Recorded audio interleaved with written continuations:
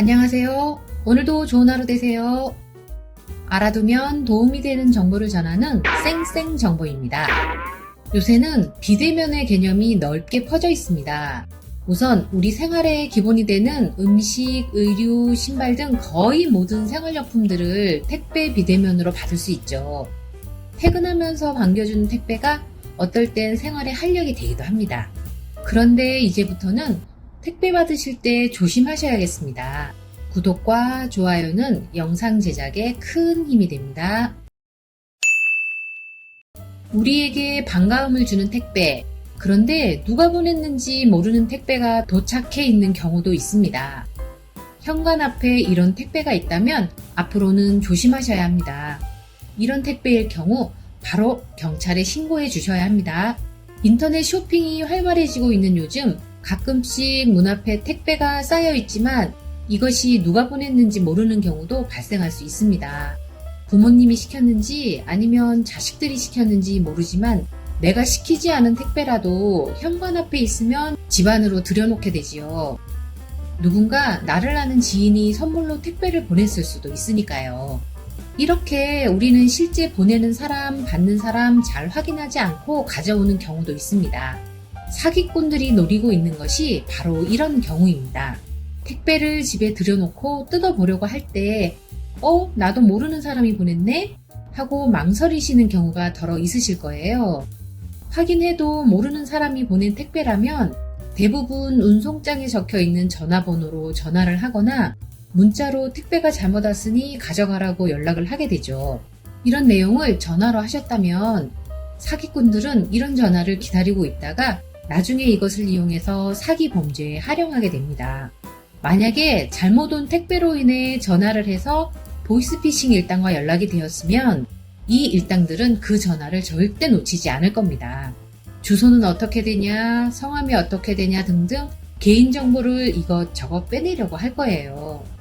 이렇게 알게 된 정보로 또 다른 범죄에도 악용하기도 할 겁니다. 절도로 이어질 수도 있고 스토킹으로 이어질 수도 있는 아주 악질적인 범죄로 변질될 수도 있습니다.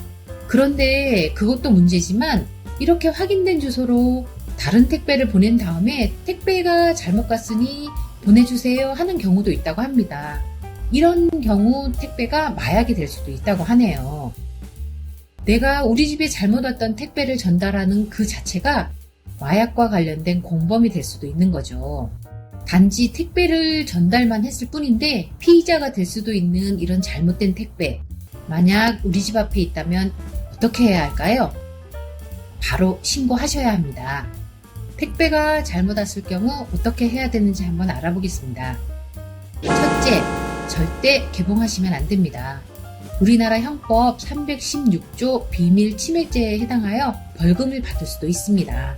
둘째, 택배에 있는 전화번호로 전화를 하시면 안 됩니다. 잘못 온 택배가 있다면 택배 회사에 택배가 잘못 왔으니 가져가라 하고 반송 신청을 하셔야 합니다. 앞에서 설명드린 대로 택배에 있는 전화로 전화해서 택배 주인이 가져갈 수 있게 도움을 줬다면 최악의 경우 범죄에 연루되어 공범이 되는 것이니까요. 셋째, 만약 택배 물건이 수상하다고 의심될 때는 즉시 경찰서에 신고하셔야 합니다. 유실물을 신고하시면 되는데 이때 경찰에서 여기에 무엇이 들어있는지를 확인할 수 있는 것이죠. 꼭 확인하시고 주의해 주셔야 합니다. 우리 집 주소가 택배에 도용되었을 때 절대 전화번호로 전화하시면 안 되고 택배 회사나 경찰서에 유실물 신고를 하시는 것이 가장 좋은 방법입니다. 요새는 마약 범죄를 이런 택배 5배송 방법을 이용해서 활용한다고 하니 더더욱 주의를 기울이셔야겠습니다. 우리 집 현관 앞에 택배, 내가 시키지도 않은 물건이 자꾸 온다면 절대 개봉하지 마시고 택배 회사나 경찰서에 신고해 주시기 바랍니다. 오늘 영상은 여기까지입니다. 시청해 주셔서 감사합니다.